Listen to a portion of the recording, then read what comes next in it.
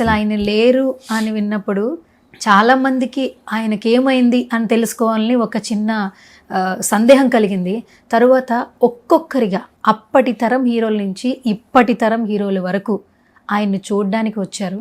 అది ఇంకా చాలామందిని ఉత్తేజపరిచింది. ఎందుకంటే అప్పటి యాక్టర్ని గుర్తు చేసుకుంటూ వాళ్ళ యొక్క క్షణాన్ని ఆయనతో మరొకసారి నెమరు వేసుకునే ప్రయత్నం చేశారు.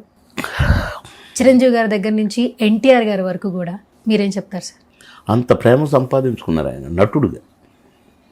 అది ఆ ప్రేమ అంతమంది వచ్చారని అంటే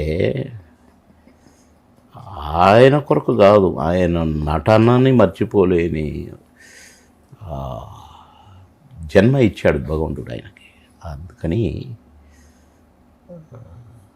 ఇక రాని వాళ్ళు ఎంతమంది ఫోన్లు నాకు ఎంతమంది ఏడుస్తున్నారు నాకు ఫోన్ చేసి, సార్ మీరు గుండె పగలకండి సార్, సార్ మీరు ధైర్యంగా ఉండాలి సార్, మీ హెల్త్ జాగ్రత్త సార్ అని ఏడుస్తున్నారు.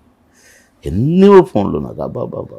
ఒక అతనైతే ఆఫ్రికా నుంచి ఒక పాట నా మీద పాడి రికార్డ్ చేసి పంపాడు. అంటే కోట మీద నా మీద మీ ఇద్దరం అన్ని ఫోటోలు, ప్రతి ఓడికి ఒక ఫోటో ఆయన ఓపికే అసలు మెచ్చుకోవాలి.